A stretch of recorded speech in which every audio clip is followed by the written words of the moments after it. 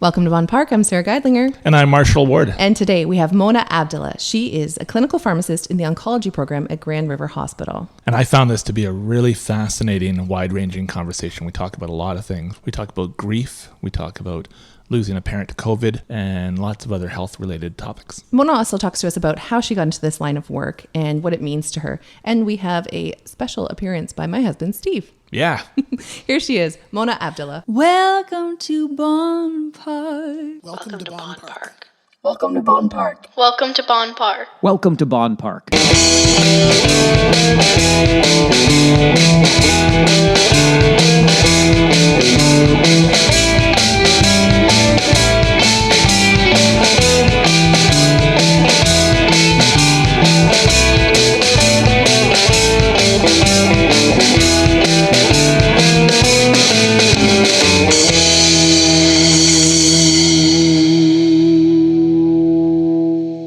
Do you enjoy Bonn Park podcast? If so, we would really appreciate it if you Leave a review. like, rate, subscribe, but most importantly, Share directly from the platforms. with your family and friends. That's the best way to get the word out to everybody, and more people will get to see our show that way. So click those like buttons and share our show. Thank you. Thanks. On with the show. This is it.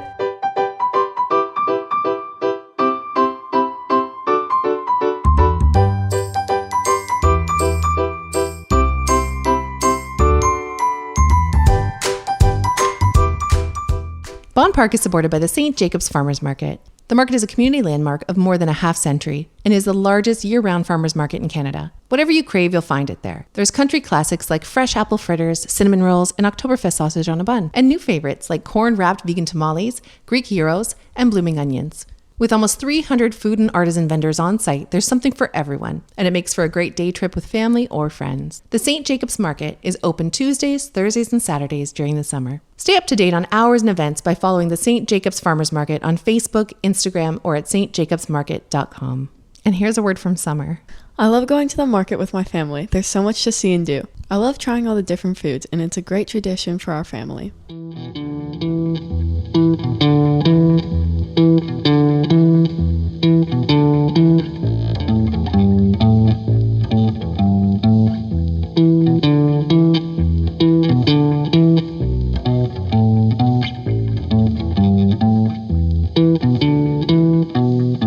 Okay, that's right. I know. Yeah. Okay. Well, we'll get into that later. We'll get into it. All right. Mona Abdallah, thank you so much for joining us today.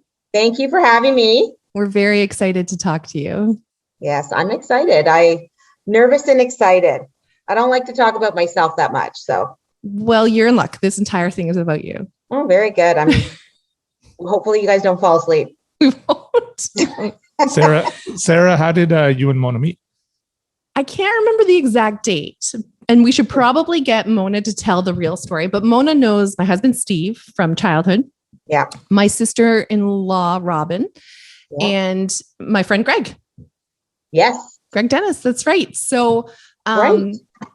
I met you probably somehow over the years through those connections. Probably, people are getting married and you go to Stag and Does and stuff like that. And I will tell you, I hate parties. I am a homebody. I'm not good in a crowd, but oh my God, I could use a Monopalooza right now. Yeah. How long has it been since you threw a Monopalooza?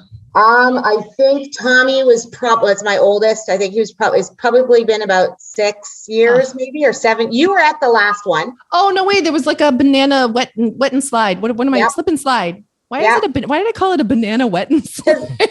Yeah, I know what you mean. I think my kids were there. I think so. And you brought me jam and rum. I did. And maybe pickles. Oh yes, pickles too. That's a good gift, right? That was you didn't even have to bring anything, so it was really nice. I remember that. When's the next Monopalooza going to be? I can't wait to have one. We're having a pool put in this summer. Shut up. That's a great backyard for that. So the backyard, how it's like that. Yeah. So that's going to stay, and the pool's actually going to be at the side of the house. So Oh, wonderful. Yeah. Oh, that's great. I know, and I'm really dying to have a party. So I'm inviting myself over and I'm coming for a swim. 100%. My beach body is ready. I'm here and I want to go swimming. So I'm ready. Ditto. You could bring some hot sauce. I could bring hot sauce. Yeah. Hot sauce and pickles. Yep. That sounds good. So you tell me your version of how we know each other. I have memory lapse from majority of my life, but I know you from, I think it was from Steve, because Steve and I, her husband, and I we were in kindergarten together. I think he's in my kindergarten class picture. We've got lots of years of class photos of the two of you together. Yeah.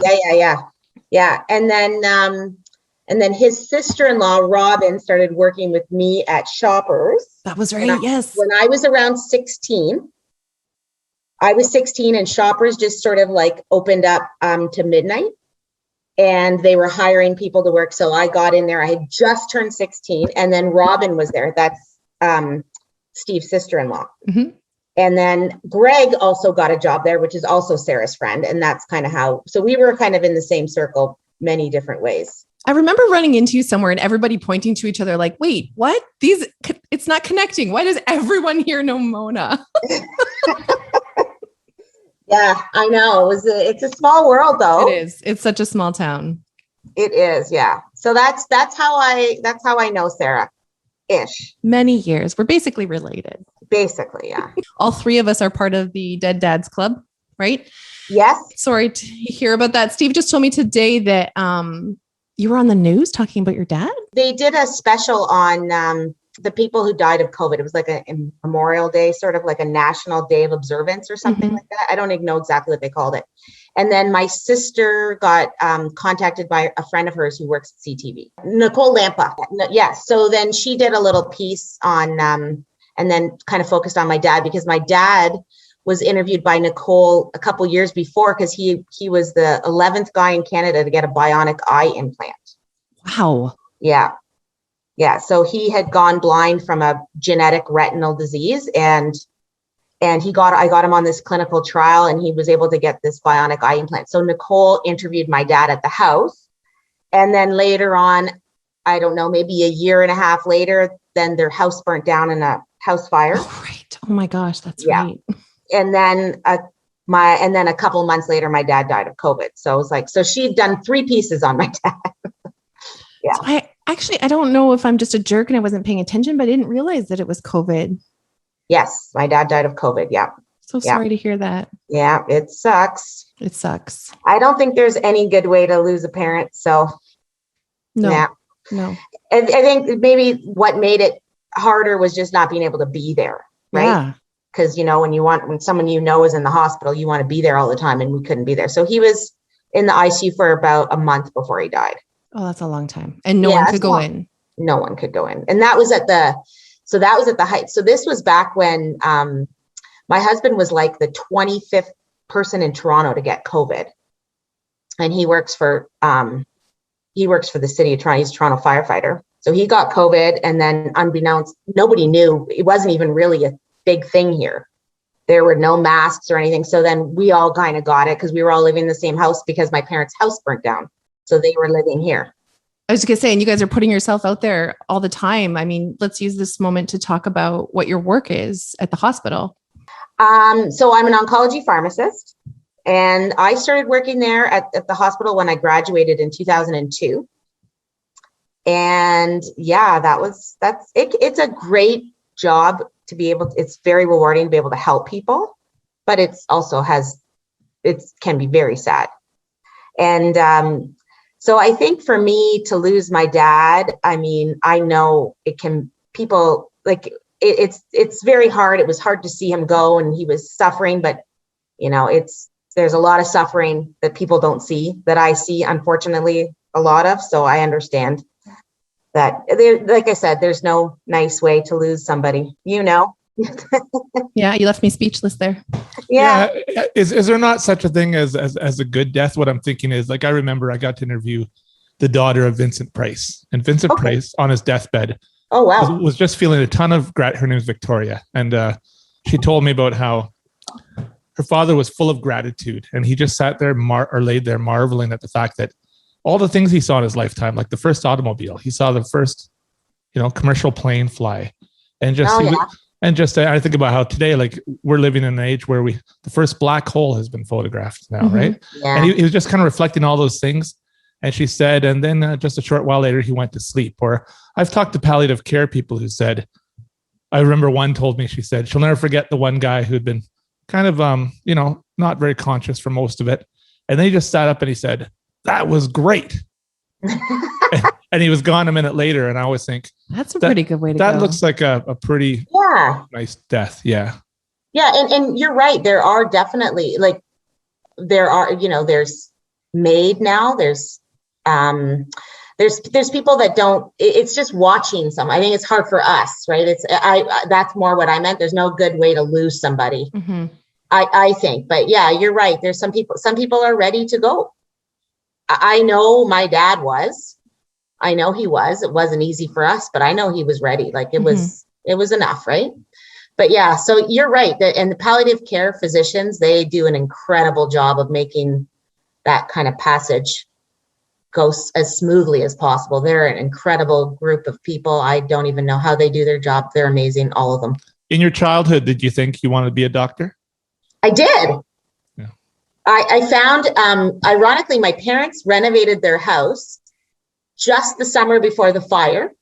And my mom told me I had to come and get all my stuff out of the room because she was ripping up the carpet. So, of course, I had like stacks of books and, all kinds of stuff under her bed. And I found a binder that had Dr. Mona Abdallah written, like I'd signed my name. Because, when you're in like grade 6 or grade 7, like you're going to, that was my pipe dream for sure.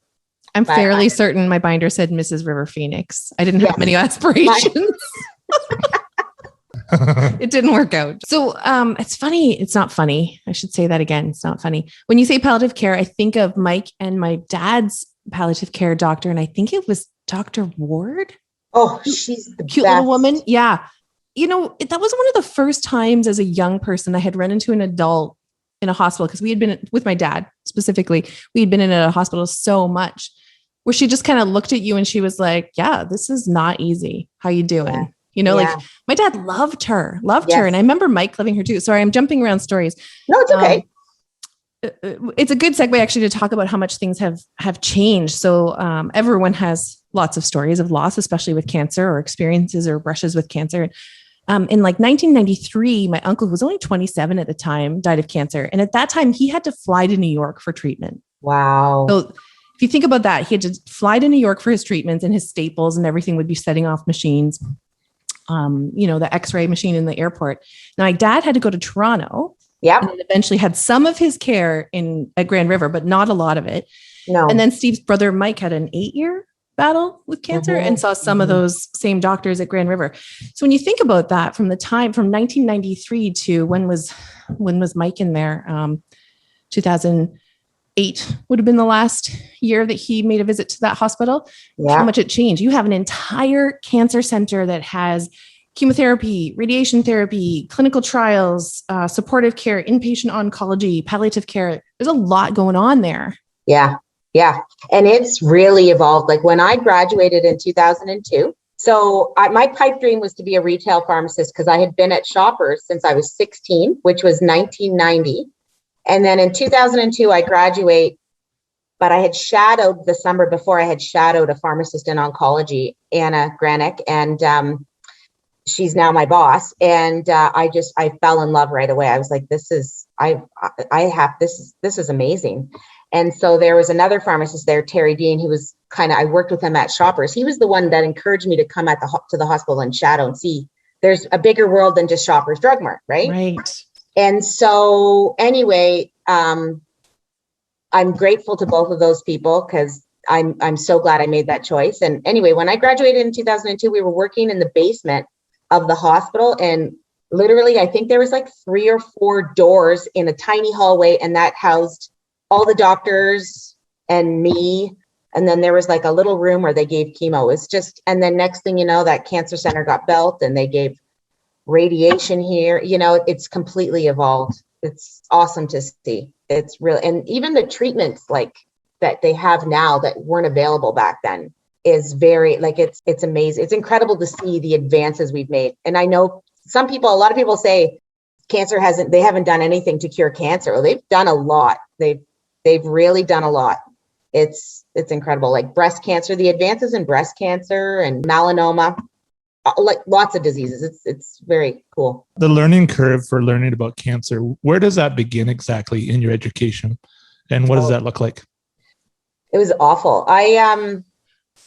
There was an elective that we could take when I was in pharmacy school, and it just taught us about pain management and kind of like certain side effects of chemotherapy. It was very small, but then it's really like a continuing education, like at least 2 days a week, 3 days a week, you're doing some kind of continuing education, like an hour here of learning about this disease and this drug. And as new drugs come out, you get educated on them, and then conferences, but it's a continuing thing for sure. And it's a steep learning curve when you graduate from pharmacy school. And what do you say to people when, I guess some people make the choice to stay at home and die at home with healthcare workers coming, during the day, and then others choose to go into the hospital. Can you share some thoughts on that? So I've seen the experience of someone deciding to stay at home. Yeah, and it went very wrong. And I remember thinking that person really should be in the hospital. I think it's a very personal thing. Some people want to die at home, and I know the palliative care team, they do what they can to accommodate that. And some people have no desire to do that, and then to go as comfortably as possible. Like if you're just literally, near the end, and you go there's hospices too there's some beautiful hospices in town, like Innisfree. I was just at Hospice Wellington, visiting someone there. They're so nice. I mean, COVID takes away from a lot of that because you're only allowed a certain number of people at a time, but at least at the hospices, you're allowed to have 2 people with you at all times. Whereas at the hospital right now, there's visitor restrictions, right? I was in Lazard House visiting my wife's aunt, and I was really impressed with it. It felt and it sounded like a home. You could hear pots and pans off in the kitchen, and you'd sit in a room, and there'd be like lots of great wildlife outside the window. Yeah. And, it didn't make me think of a hospital at all. This was a big fireplace if you want to go sit in a fire. Yeah. Yeah. And the gardens are beautiful, and they have pianos, and they have, honestly, the hospices we have around here are beautiful. When you see as much as you've seen, so for example, when I wake up in the morning, I don't think to myself, "Oh, I hope I don't have cancer." I don't really think about it, right? I just live my life, and I do think about that. I'm grateful for it every day, and I. But when you have seen so much, is it kind of there in the back of your mind at times? That it's almost like a bit like, hope that's not me, Yeah. Well, you know what it has made it. What it is there in the back of my mind, and whenever you go through trials and tribulations, and you start to, it's normal. We feel sorry for ourselves for certain things we're going through, right? And then I'm like, well, you know what? I'm pretty darn lucky. That's not me sitting in that chair, and that person's got 2 little kids at home, like terrible stuff like that. And you're like, it could always be worse. Like, for example, when I lost my dad, at least I was 45 years old when my dad died. Like, not a lot of people can be that lucky, right? Mm-hmm. So it definitely makes me have gratitude for everyday life, because you just never know. But it also does, you're right. You do wake up some days and go, I've had that tickle in my throat for so long. I wonder if it's lung cancer, you can't help it. You get a little paranoid. 100%. My dad had esophageal cancer from like a long life of alcoholism and chain smoking. Yeah. Cleaned himself up and then got that. Of course. And of course, I'm susceptible to strep. So every time I get it, I'm like, this is it. This is it. And no, it's just stupid. It's just, and try so hard not to think about it.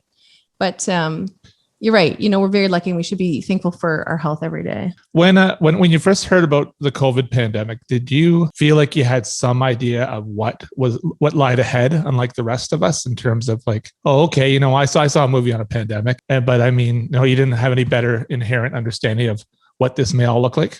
I had no idea it would end up like this. That's for sure. When I started working at the hospital, I can't remember what year it was, but I should know, but SARS. SARS, right. That would have been right around SARS. So, and we would have like one exit and entrance way through the hospital, and we were screened on our way in, similar to where we are now, but it just seemed so different. It didn't seem like masks were never mandatory. Up until like last year, we still called them SARS masks. Yeah. Didn't you? That's what we called them. And you know what, when I had COVID myself, like back at the beginning, right? Back early March 2020. And you couldn't even find a mask in the city. Like, you know, that was back when there were no masks, gloves were on back order, like everything was being locked up because there was a shortage of everything that you needed. So, and I guess SARS, I don't remember it being like that at all. So I was just prepared for another SARS, which didn't really impact my day-to-day life all that much. Yeah, just thinking a little more protocol, a little more this and that. Yeah, like you get screened going into work and that was about it. What was that like for you guys getting through COVID? But what was that experience like for your family? So at the time, like we were like 6 out of 6 of us in my house had it. So my husband, my 2 kids, myself.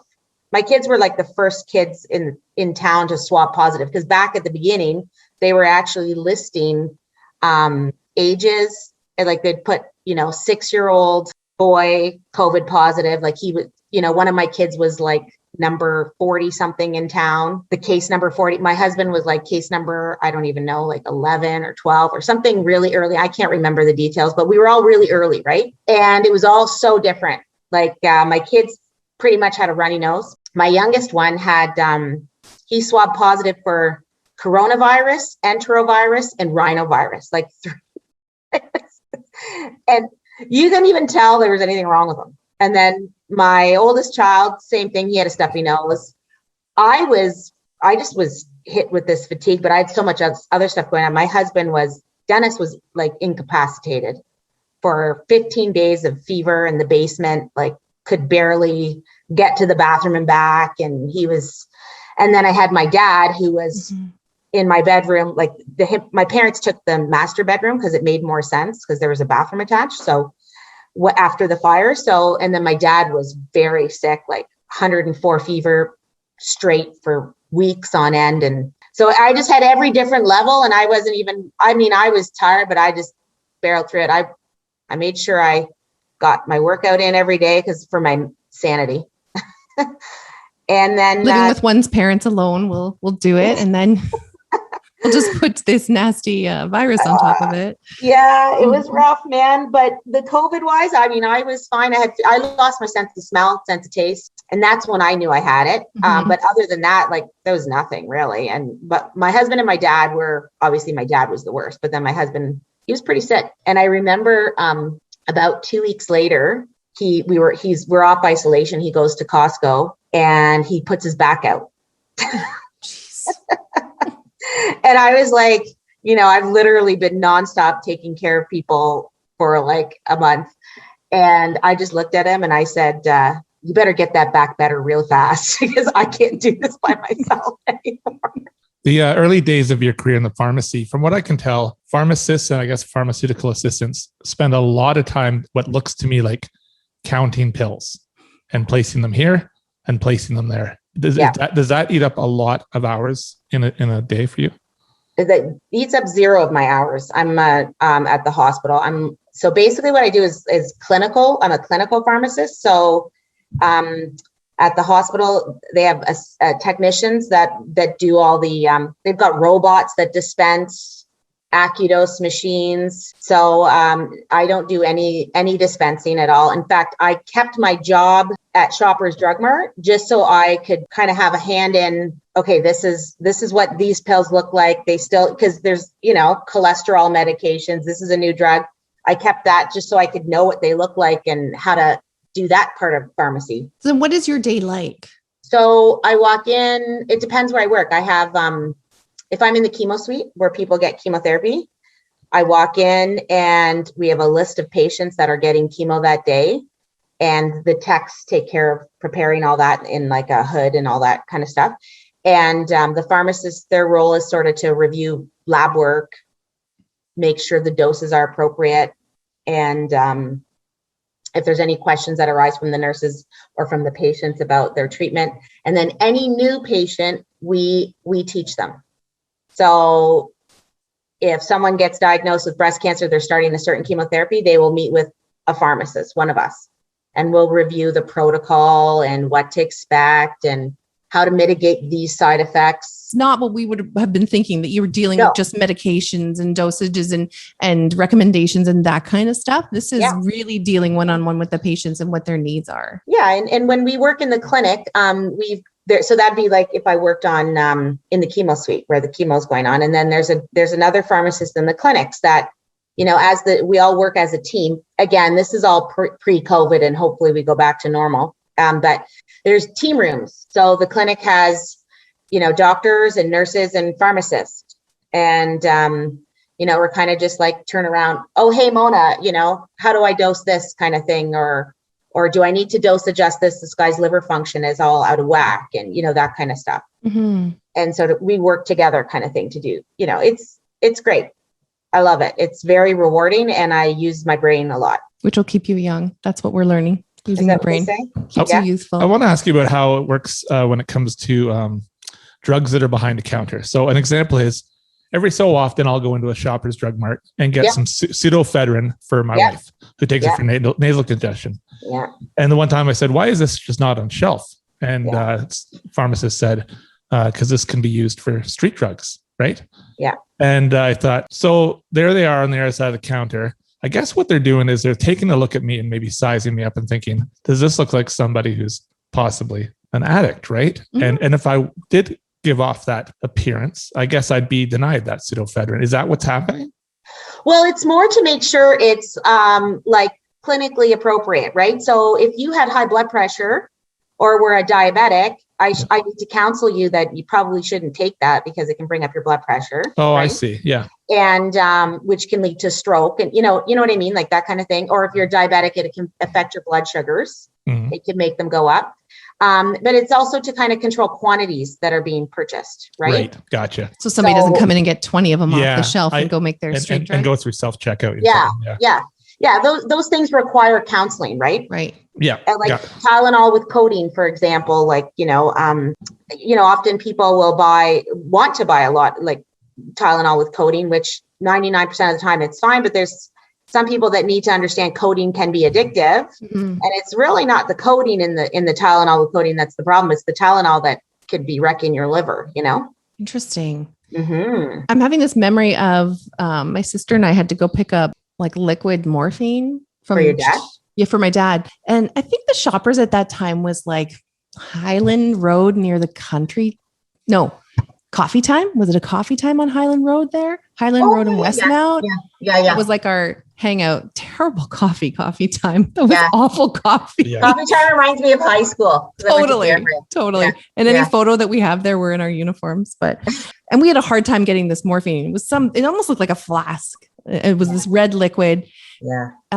Maybe my memory is making it red to make the story more dramatic. I don't know, but I remember we had a really hard time, and we were grilled with questions, and they wanted to see our driver's licenses and why do you need this? And I don't know which one of us said it, but one of us was crying. The other one just eventually said, "Our dad has cancer. We're supposed to pick this up, right?" Yeah. Yeah.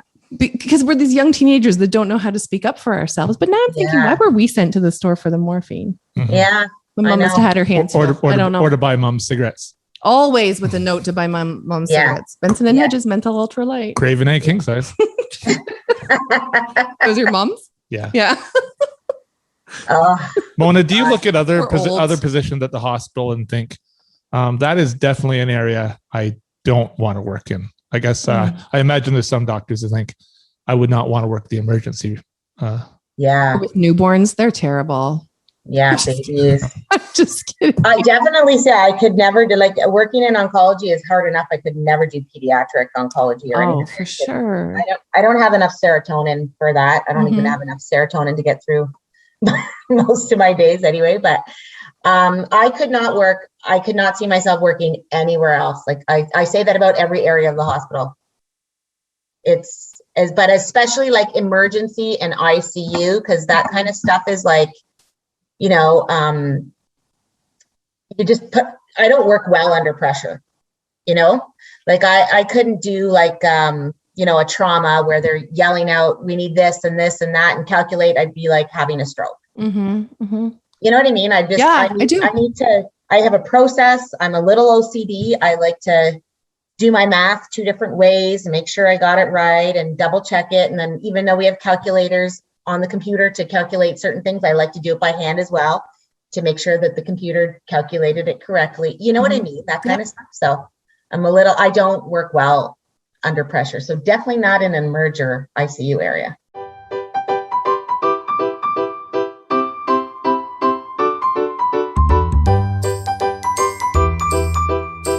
Marshall, let's take a minute here to talk about one of my favorite topics in the whole world, which is coffee.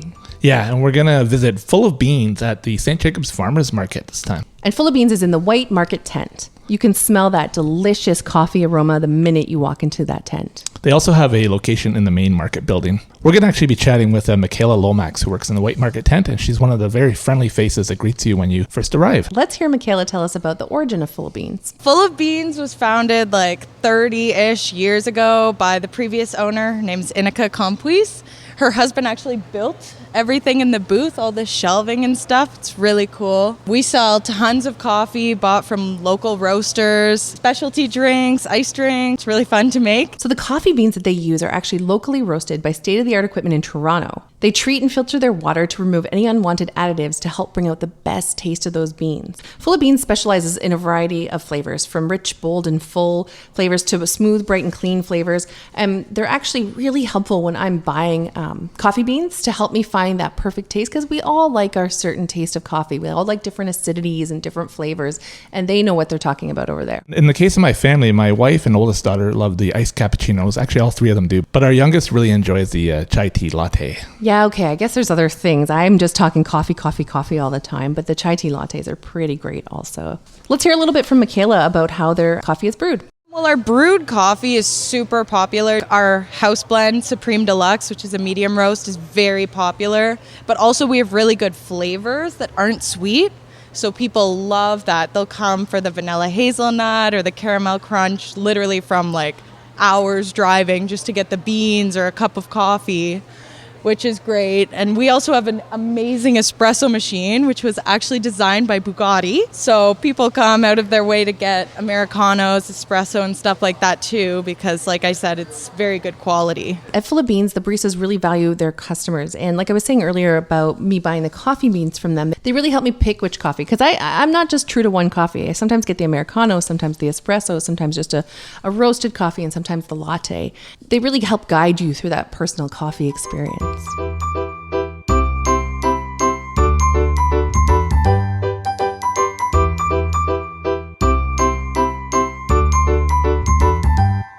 Something I feel like I've learned during the pandemic is that science moves slowly and collecting data is slow.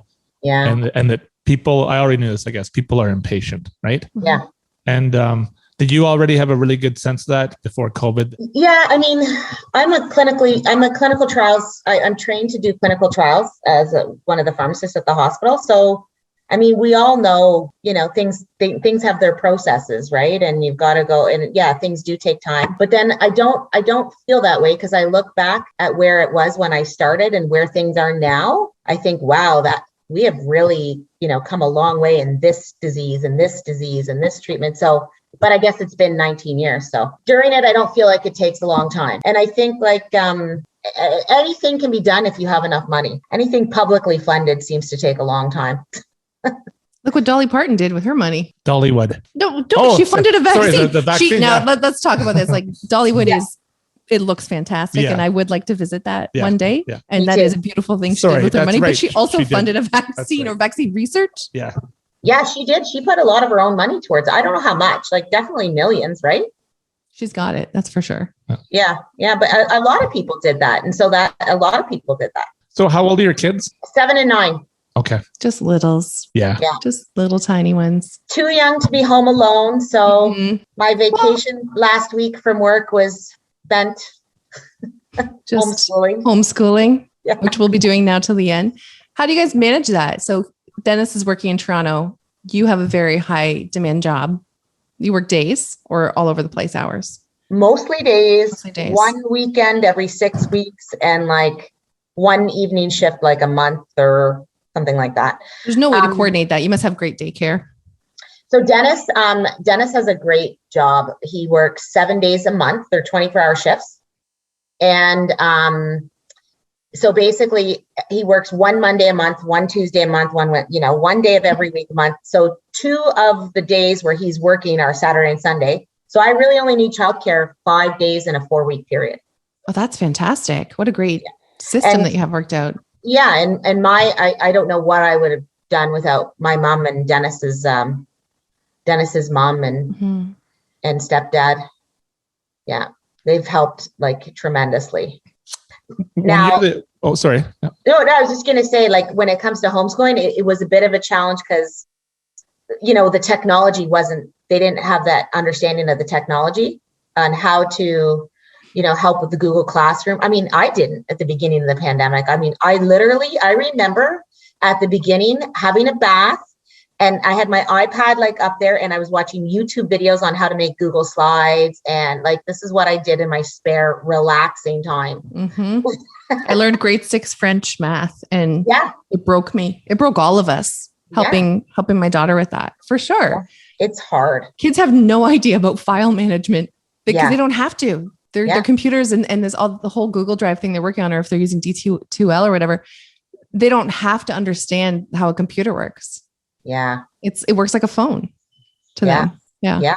No, it's crazy, but we've managed. I've met a handful of firefighters in my life, and something I've noticed about all of them is they seem very private when it comes to talking about their work and the things they've seen. Not that I'm sitting there grilling them, but they don't, unlike some police officers I know, they just, tell you stuff. But I find that's a common thing I see amongst them is I see a lot of humility, and they're not much for sharing some of the things that they would have had to experience and see. Yeah, I would agree with that. Dennis does not share I've heard him tell a story to like another firefighter friend or, whatever. And I'll be listening. I'm like, wow, I had no idea that happened, and then, he just comes home and starts homeschooling. It's like, I mean, it's not always bad, but he sees a lot of stuff. Yeah. Sometimes they're the first ones on the side of a bad accident, right? That's right. And I guess there's a big support system there for them in their workplace to. Yeah. If I remember correctly from all the times I've called 911, this makes me sound weird. The fire truck is always first. Yeah. Always. Yeah. Is that accurate? Yeah. Well, because there's so many fire stations, right? Yeah. Yeah. Yeah. I remember when Dennis first became a firefighter, he worked like at, what area was it? North York area. There's a lot of high-rise buildings.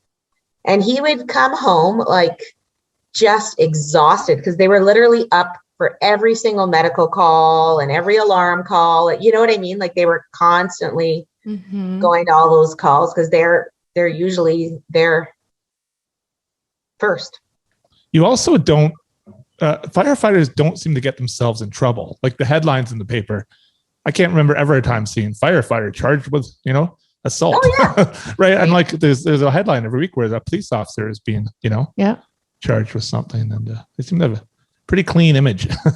I've never thought about it, but yeah, Dennis has a clean image. Definitely cleaner than mine. I don't know. I've seen you both at a few of those Monopaloozas. What kind of food? That side of him he doesn't share with a lot of people. No. What kind of food is at the Monopalooza? I find what's so exciting about something like that is somebody brings the best potato salad you've ever had, right? That's exactly it. And then you never get to have it again, kind of thing. Or someone just makes these like, I don't know, cupcakes or something. It just is like, oh my gosh. It's usually those Monopaloozas are always like, what do you call it? Potlucks. Yeah. And it's always fantastic food. You usually know like somebody's grandmother has brought something unbelievable. No one knows what it is, but everyone's eating it. Yeah. Hey, we're interrupting this food talk to have Steve on the podcast. Oh my God. Welcome, Steve Geidlinger. Mona. Hey, buddy. How are you? All the way from grade 2. Was it grade 2? I thought it was kindergarten. Hey, how are you? Good. How are you? Good, man. It's been a while. I thought it was kindergarten. Wasn't it kindergarten? I moved from Mike and my mom moved from Bowmanville to Kitchener, and what was it? 82, I think. Was it Mrs. Peterson's class? Okay. So then, I don't know. I have no memory. No, well, it's quite a while ago. Yeah. As we're not as young as we used to be. No, but we still look great. Well, that's funny because I refer to Steve as perfect 10 because for me, he's a perfect 10 as far as a guy goes. And was he a perfect 10 kid?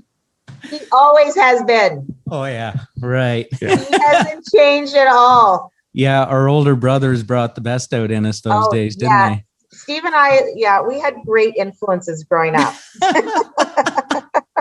I loved your older brother. What was Steve's Mahar. what was Steve's status in the classroom? Like, I mean, I remember, like, for me, I felt like an underachiever, and I imagine my classmates saw me that way, and kind of shy and scared. You know, what do you remember about Steve? He was always like one of the best looking guys in the class. Yeah, you're too. No. Yeah, come on. No. But I had a big afro, so he probably never noticed me. I literally had like one. Your hair was awesome. Yeah.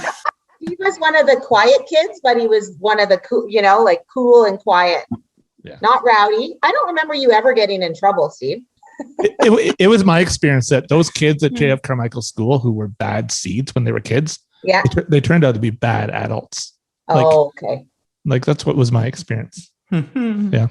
I remember I was at work one day and there was a medical resident going through, and one of the doctors, he said he went to Cameron Heights High School. And I pepped up, hey, so did I. That's cool. And one of the doctors looked at me, they're like, you went to Cameron? I'm like, it wasn't the type of school it is now. It was a lot different back then. Yes. I can't believe our parents sent us to that school back then. It was like the Harveys, the coffee time. Oh yeah. It was, we learned things very quickly there. Yes. And we got real street smart in a hurry. Yes. I'm telling you. So it's like an IB, what do they call it now? Yeah. IB program now. Yeah. Yeah, so exactly. They were looking at me like, wow, you're in the IB program. I'm like, no. Yeah. That would not be me. Actually, I just saw one of our old friends. There was a post about the family owns the Rainbow Restaurant, which used to be Island Pride out by Eastwood School. So the son took it over and he hung out with like Dwayne Bell and all those kind of guys. And there was a post. That the Jamaican patty place? Well, there was a post. He had a lunch special going on, and it was with a Jamaican patty. And one of our friends from Cameron said, "Is it as good as Betty's used to be?" Yeah, and I was just laughing, thinking, "Man, Betty's and Georgie's we used to go to." And oh yeah. Steve doesn't know this, but I have the Island Pride sign from that restaurant in my garage. No way! Yeah. Wow. I am pretty sure I bought Jamaican patties off that guy that guy's mom. Right. Keith, I think, is his name, and his parents own it. Truck? Yes, he does. That's what the post was for. Right. Yeah, that's They're great. amazing. As good as They're Betty's. really good patties. Get them. Steve has to go back to making beer. There's a lot of things I remember, Steve. Oh, fun days. Yeah. Great to see you, Mona. Good to see you. Take it easy. Take care. Bye. Bye. Okay, that's going to be so much fun for me to listen to later because I couldn't hear it because all the sounds through the headphones. That's going to be so fun to go through later. I could only hear his responses. Perfect 10. I heard all about that on this end. Yeah. That is what Marshall calls Steve. Yeah. Perfect 10. Yeah, because he's always so neat and tidy. And Marshall, do you have kids? I do. I have two daughters that are 15 and almost 19. Okay. So in some ways it parallels Sarah's life. Yeah. Like just two girls a little bit further apart. Yeah. And the teenage years have been really easy. I remember before I became a parent, knowing some kids in a condo that I lived in and thinking, I hope my girls turn out to be just like these girls, you know? And they did, right? And and I find out also, I in my 20s, I remember not having a great attitude about teenagers. I remember thinking that overall I didn't care for them.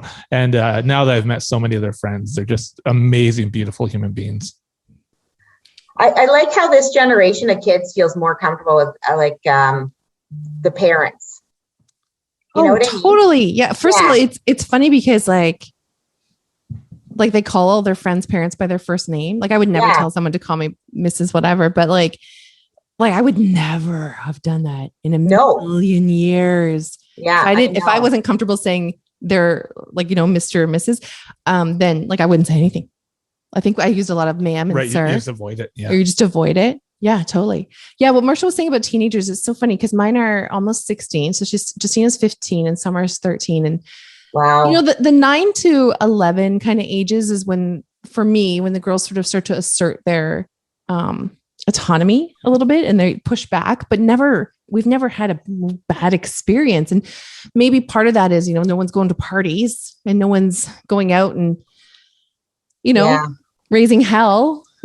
We're all pretty locked down and they can sort of tackle some of that stuff when they're a little bit older. But I do think at the adage about teenagers being a bunch of bums and being hooligans, I just don't think it's true. No, it isn't at all. No, I know. The future. I love that what they're Snapchatting. Yes, my children, they're on Snapchat. I love what they're sending to each other all the time is like 3-chinned photos and, oh my God, look, I spilled food all over. Like they send themselves the most raw, true, real, relatable images. And they're all doing that. Yeah. I don't know. My kids aren't on Snapchat, luckily, but not yet. I'm just glad social media wasn't around when I was in high school. Can you imagine? I'd be a lot of trouble. Like I was super good. I did not get into any trouble at all. Okay. I had seen the kind of hell that my parents raised and like, I wasn't going to get into that. I'd seen my older sisters get into big, big trouble. And I was a kind of a goody, but I'm still afraid. Like if there had been cell phones back then, of all the photos that could exist or videos, for sure. All the dumb shit you say when you're young. I remember taking those little disposable cameras to like, Steve will appreciate this. There is this huge party that one of the biggest parties in high school that one of the guys we went to high school with, Jeff Cruz, had a party and it was just massive. And I took a disposable camera to that party and I found those pictures. Recently? It was like maybe a year or two ago. I sent one of them to Steve. I'm like, oh my God, look at this. That's awesome. Those disposable cameras, they were so satisfying because you took those photos, you knew you took them, you had to wait. It cost a lot of money. They weren't cheap. We were making, maybe you were doing better at Shoppers, but when I was in high school, minimum wage was under $6. So, you need like 3 hours of work to pay for getting a roll of film developed. And if you want to double prints, look out. The art of printing pictures is lost. I want to, probably about 6 months after my dad died, I went through all of my pictures of my dad and I organized them on the computer. And then I went through and just hit print and sent literally hundreds and hundreds and hundreds of pictures to print. And I was like, this is so cool. I need to do this more. I need to do it. When people die in your life, like your father, are you ever kind of, I don't know, I'm always, I guess, surprised for some reason by the silence that comes afterwards. Like, it's almost like you have to process and go, wow, they're really gone. Like that phone won't ring again. I won't be ever hearing that again. I won't be ever eating that food again that they made or whatever that you feel sentimental about. And there's just this complete silence, like in realization that, yes, they are truly gone from this planet. Yeah. My dad's best friend, Rudy, was like my grandpa to me. And he died in 2002, right after I graduated. And that was the first time I felt that kind of deep sorrow and pain. And I went through it then. And then now again with my dad, it's, and it goes in waves, right? Like it's just up and down and there's just all of a sudden you're out of nowhere and you're listening to, for me, music reminds me of certain things and you'll hear a song and then you'll just be like a hot mess pulled over at the side of the road because you can't even see through your tears kind of thing, Definitely have been there. For me, when you used to be in crowds of people, like I would smell my mom's perfume. Yeah. Which was a very distinct smell. And my head would whip around like, yeah. What the hell is she doing? But it wouldn't be here. And it's such a rare, odd smell. And grief is such a weird thing, like time makes it softer, makes it better, but never goes away. It just sort of changes and you act weird. Like I remember thinking when my mom died, and sorry, nobody should take this personally. This is something I went through. No. Like somebody in my family sent me flowers. And I remember thinking, what the hell am I going to do with these flowers? Like it's such a nice gesture to send someone flowers because you're thinking of them and you care and you feel bad. But my reaction was, oh, thanks. Yeah. It's so strange. Grief is such a weird thing, and it is. Any other time in my life, I would think flowers were such a nice thing to receive and it would mean you're thinking of me and that you care. Yeah. And in this moment, I was like, I actually threw them out. Sorry, person.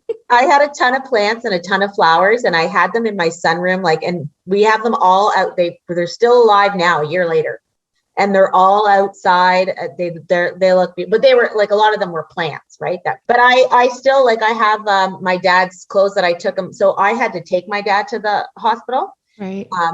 Because long story short, but I didn't want him to get in an ambulance and go without us. So my mom, myself, and Dennis had to like get my dad, whose oxygen was like in its 80s and couldn't even stand up. And we just plopped him on the office chair in my room and put him outside, and we got him in the car, and it took forever to get him there. And the clothes that I dropped him off in, they gave back to me after he died. And I have them in my bedroom, and I probably once a day I go and smell them and have a good cry. Nice memory. The smell and music are the two things. Can you reflect on your career in oncology and still you still have a lot of years ahead in this career? Can you talk a little bit about looking back and what you value most, and also maybe what lies ahead? I value the team I work with. I work with the most amazing group of doctors and nurses and pharmacists, and pharmacy techs. Like, the team is they're incredible, and it's so good to have that place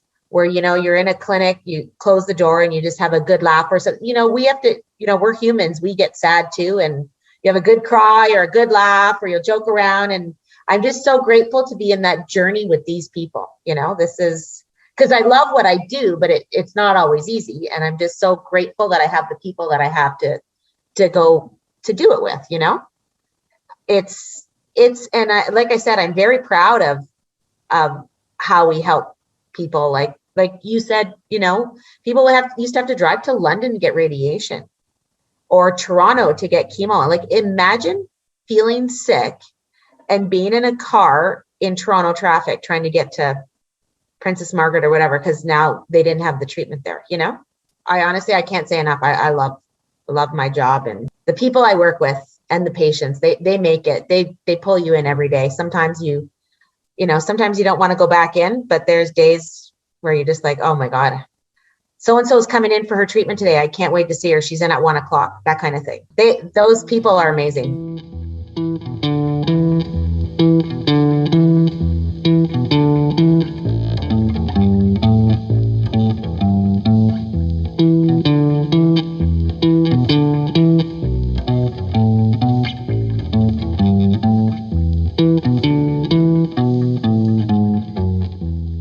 Hey all, thanks for meeting us in Bonn Park. Please rate, and subscribe to our podcast on the platform that you're listening to. And follow us on Instagram and Twitter at Bonn Park Podcast. Original music by Alan Lung.